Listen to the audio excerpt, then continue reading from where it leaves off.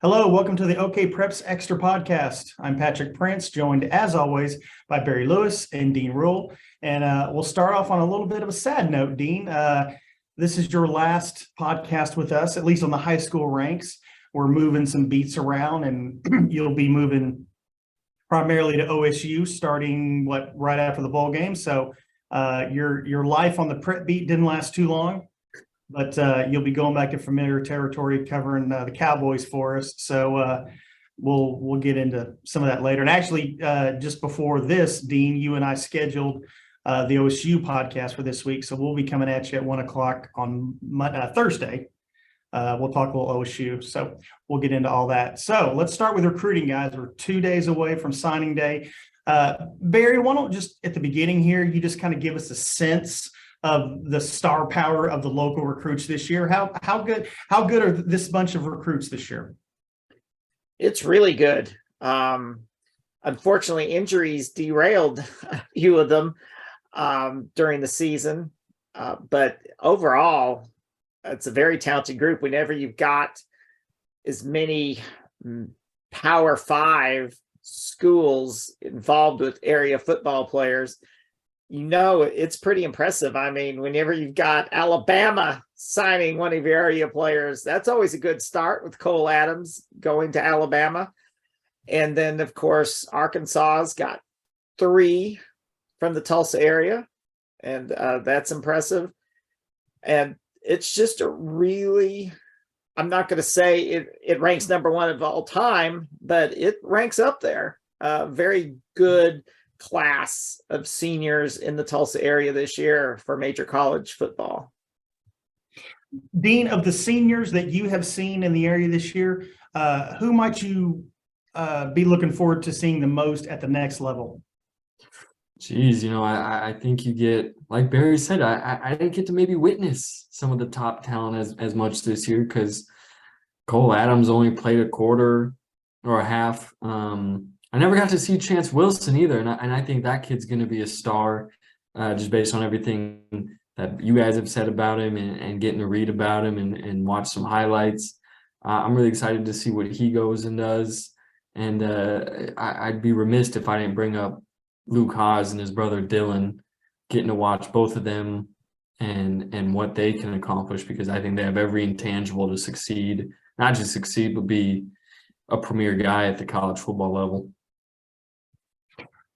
Guys, I'll go ahead, Barry. You were going to say something. I was going to say, I think someone who may be under the radar, who I'm looking forward to seeing what he can accomplish in college, is Cushing's Blaze Berlowitz at New Mexico State.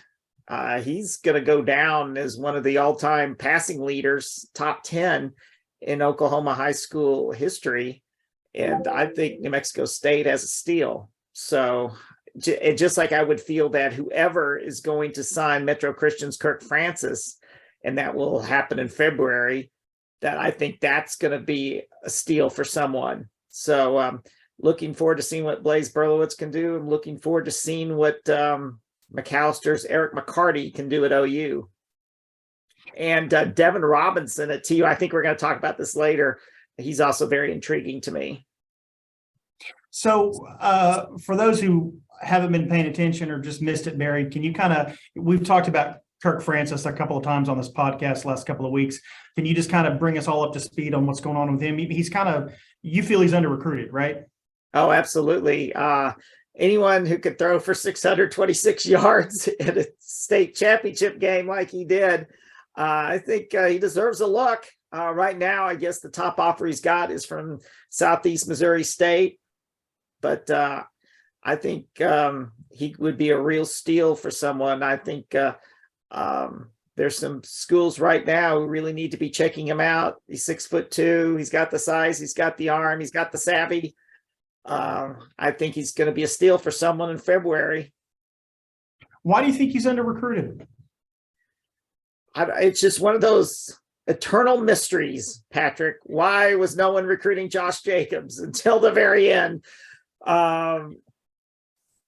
It's just one of those things that for some reason, I mean, whether they didn't go to the right combine or camps in the summertime, or they're just not it's just one of those weird things and then it seems like on those situations, once one major college starts, like you saw with Josh Jacobs, once one major college shows interest, they say, Nick Saban is interested. Well, we better hop on that. Our OU's interested. They hear OU's all about to offer. Like, we better check this guy out. So it's just one of those mysteries why some guys who sometimes it's easy to explain. With Mason Fine, we understood that, okay, he's 5'10", 5'11". People are saying he's too small. But with people like Josh Jacobs, who had all the physical skills, and like with Kirk Francis, there's no reason that they should be getting ignored that I can see. Yeah. So let's talk about TU for a minute, guys. New coach Kevin Wilson is doing pretty well in recruiting so far, with some nice gets, if you will. Let's start with Braylon Presley. He announced he was going to sign today. He actually did sign. Dean, you've seen him play a lot. Well, he didn't play a lot at OSU this year, but you saw him play this year. Question for both of you, but we'll start with Dean here. How do you think Braylon will translate to TU? When you look at Braylon and the skill set he has, there's nothing stopping him from being great. I do think that he's a kid that just give him a couple of years, even not even a couple, just give him a year, let him really figure it out, let him learn the system, let him be comfortable in it, and I think you're going to get what you saw at Bixby, because he has the talent, he has the intangibles. I think whether that be at OSU or TU, no matter either spot, I think he has what it takes to be, despite being, a lot of people point to his size, like Barry just mentioned with Mason Fine. There was always his size was something people were concerned with, but if anything, I think Braylon's proved he can work with that. He proved it at Bixby, and I get college is a much different game than high school, but he's got everything I think you'd want. And if you put him in a role that he works well in, then I think the sky's the limit. And I think it also has to do with not just with Braylon, but you see this in other situations, other sports, all types of levels, whether it's basketball, football, that it depends. You wonder why some players don't flourish at one place, but they do at another place, whether after they transfer or they're traded. And it's because sometimes it's just about how a coaching staff views a player. Do they have the right type of plan to use the player's skills to their best advantage? And sometimes that's not always easy to do. It sounds like TU has that plan with Braylon Presley. And I'm excited to see him with the Golden Hurricane and what he can do for them, because I think he's got great potential to do great things there. Yeah, I hope so. I mean, I just want to see him get a chance. Let's just see and I know he's only there a year. I mean, I know, but I just couldn't understand, given OSU's injury situation this year, why he wasn't at least given more of a look in the backfield. So I'm just excited to see what he does with the ball in his hands, and let's see if these skills translate to college. I think they will, but it's going to be fun. Hopefully we can actually see for ourselves on the field. All right, let's stick with TU guys and talk a little Devin Robinson, the curious case of Devin Robinson from Union. Barry, why don't you take it from there on Devin? Well, Devin Robinson committed to TU. He's someone who's been under the radar a bit. Then TU several months ago offered him, and he committed to them, but it always seemed like a soft commitment. I mean, there's some times when players commit where it seems like it's a really solid commitment. Others are soft commitments until they actually sign. And when players are still entertaining offers from other schools, then you would say that's a soft commitment. And Washington State showed a lot of interest in Devin. And from what we hear, that I guess Devin was about to go to them. But Coach Wilson at TU, after he got hired, he re-recruited Devin, and now he's set to sign with TU along with in a surprise. This is a breaking news situation. His teammate at Union, Grayson Tempest, a sort of a do-it-all player, wide receiver, was his primary position this year. He had also played, or he'd spent quite a bit of his career before this year, and even one game this year at quarterback. But he moved to wide receiver this year. He just does a little bit of everything. I mean, really good receiver. And of course, you could use him for some trick plays because he can throw the ball really well. He's a good returner. I think he's just a winner. So he threw, that was one of the more memorable plays of that 6 overtime game. It looked like for a while that his touchdown pass to Shaker Reisig was going to be the winner in that game, but it obviously didn't turn out that way. So Grayson Tempest is a very intriguing prospect, but Devin Robinson is one of those players. He's just a big time playmaker. I've been really high on him for a long time. So TU, Kevin Wilson's making a big statement with his local recruiting so far. And that was a must for the new TU coach. He had to be doing better locally than Coach Montgomery did. And I think for several reasons, we got a lot of good players here, and there are a lot of good players in this area. And also, I think to attract fans, to reach your potential drawing fans, TU needs to recruit locally. So I think it's win-win when you recruit locally. Yeah, 100%. So, Dean, let me ask you a very broad question, and I think we sort of got into it last week, but let's get into it again. This was your first year covering preps, and what's your biggest takeaway from covering high school football in this area? Jeez, biggest takeaway. Patrick, you can't drop a big old question like that on me. I think I said it at the beginning of the year, and I'll reiterate it again. It's such a unique atmosphere, especially on this side of the state. It's just so diehard, and everybody loves it. And it still blows my mind that the first ever high school game I covered, 23,000 people showed up to watch Bixby and Owasso, and then you get to see it all over again. We got to see Bixby Owasso play again in the state championship, but you just get to see all these people just come out to these games and support. It just feels so, I think sports is always tied so strongly to community, and you get to see that every Friday. And I think that's just super cool. And I think that was my biggest takeaway from covering this season is you just had people that cared. And you always hear going out to other states, it's, oh, this is the true lifeblood of high school football.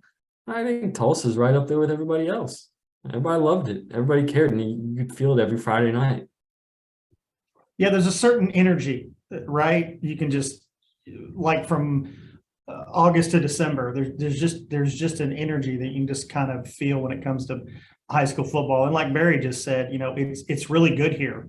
We have really good players, big time D1 guys, and so anyway, well, it's been fun being with you as you've covered preps this year, and seeing you discover new things and talk about new things. So it seems like you had a fun year doing it, and it was really fun reading your stories and watching you kind of do what you do. I'm not going to give you a hard time about your picks. I'm not going to do that.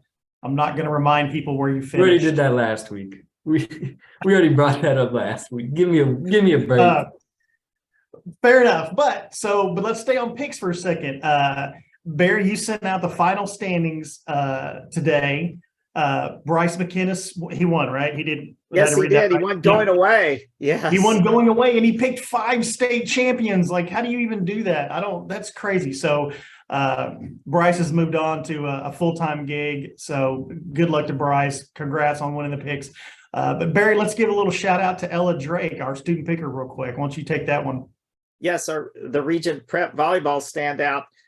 She had a really outstanding season with the picks. The student pickers collectively have had their best overall record I think they ever had. So congratulations to them all. And Ella, who went 13-2 during a regular season week, and that was one of the reasons that was like a reason she was invited back to make all the picks during the playoffs. Well, she had a couple notable things in the playoffs. Well,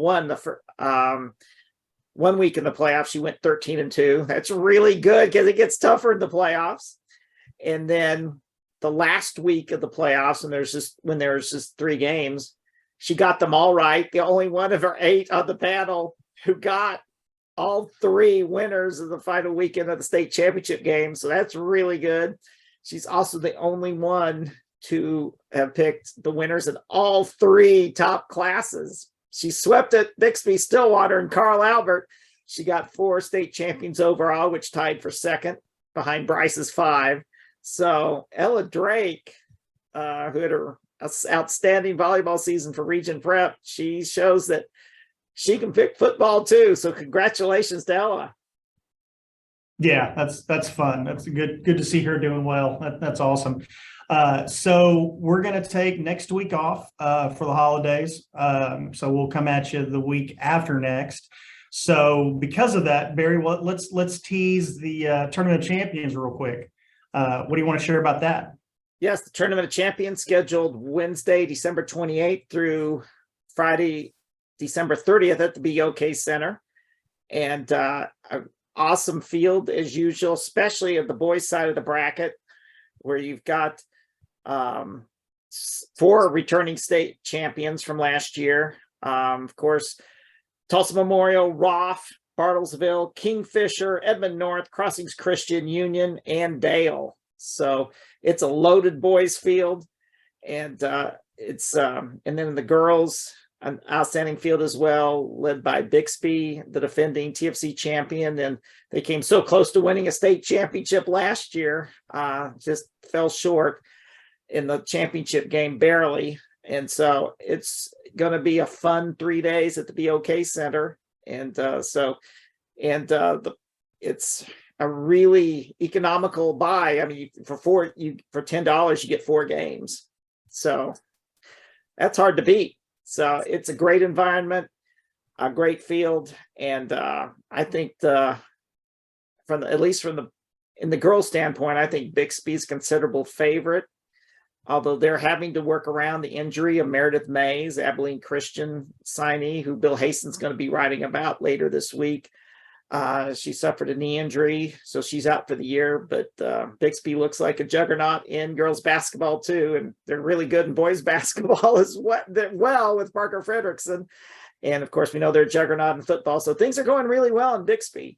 So, yeah, it should be a fun tournament again. David Castile from Bartlesville, he's one of the best players he's one of the top players in the country. So he's alone worth the price of admission. So it's going to be a very fun tournament.